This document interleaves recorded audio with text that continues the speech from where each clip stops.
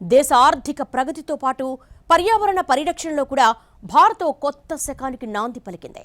కేవలం అడవులను కాపాడడమే కాదు, అంతరించిపోతున్న జీవజాలం పరిరక్షణకు భారీగా నిధులు కేటాయించింది. పర్యావరణ పరిరక్షణ అనేది కేవలం ప్రభుత్వాల బాధ్యత కాదు, ప్రతి ఒక్కరి జీవనశైలి కావాలని ప్రధాని నరేంద్ర మోడీ ప్రపంచ దేశాలకు పిలుపునిచ్చారు. ప్లాస్టిక్ వాడకం తగ్గించడం, ఇంధనాన్ని ఆదా చేయడం లాంటి మార్పులతో భారత్ ఈరోజు క్లైమేట్ చేంజ్ పోరాటంలో ప్రపంచాన్ని ముందుండి నడిపిస్తోంది. సింగిల్ యూజ్ ప్లాస్టిక్ పై నిషేధం విధించి కోట్లాది టన్నుల ప్లాస్టిక్ వ్యర్థాలకు చెక్ పెట్టింది. ప్రపంచంలోనే అతిపెద్ద సోలార్ పార్కులను ఏర్పాటు చేసి కాలుష్యాన్ని తగ్గిస్తోంది. ప్రాజెక్ట్ చీతా 70 ఏళ్ల కల ఇది. భారతదేశంలో అంతరించిపోయిన చీతాలను మళ్లీ మన గడ్డపైకి తీసుకొచ్చిన ఘనత మోడీ ప్రభుత్వానిదే.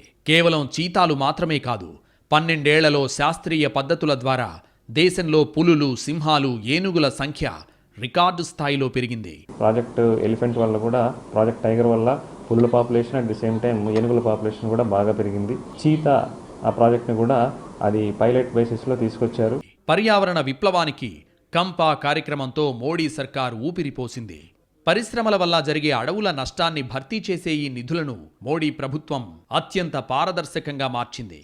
సుమారు 40,000 కోట్ల రూపాయలకు పైగా నిధులను రాష్ట్రాలకు విడుదల చేసి అడవుల పెంపకానికి, వన్యప్రాణుల రక్షణకు నడుం కట్టింది. మోడీ గారు ప్రభుత్వం వచ్చిన తర్వాత ఈ క్యాంపా చట్టాన్ని బాగా అమలు చేస్తున్నారండి. ఈ క్యాంపా చట్టం కింద సేకరించిన నిధులను కూడా వారు సరిగ్గా వినియోగించి ఈ అడవులను అభివృద్ధి చేయడం కానీ, వన్యప్రాణుల సంరక్షణ కోసం వినియోగించడం కానీ రకరకాలుగా బాగా చేస్తున్నారండి. Integrated development of wildlife habitats కింద జాతీయ పార్కులు, అభయారణ్యాల ఆధునికీకరణకు కేంద్రం 100% నిధులిస్తోంది. ప్రాజెక్ట్ డాల్ఫిన్ అండ్ ప్రాజెక్ట్ లయన్తో గంగా నదిలో డాల్ఫిన్ల రక్షణకు, గిర్ అడవుల్లో ఆసియా సింహాల వైద్యం, రక్షణకు ప్రత్యేక బడ్జెట్ కేటాయించారు. ఒకప్పుడు నిర్లక్ష్యంతో కునారిల్లిన అటవీ శాఖలు నేడు అత్యాధునిక ఆయుధాలు, నిఘా వ్యవస్థలతో బలోపేతమయ్యాయి.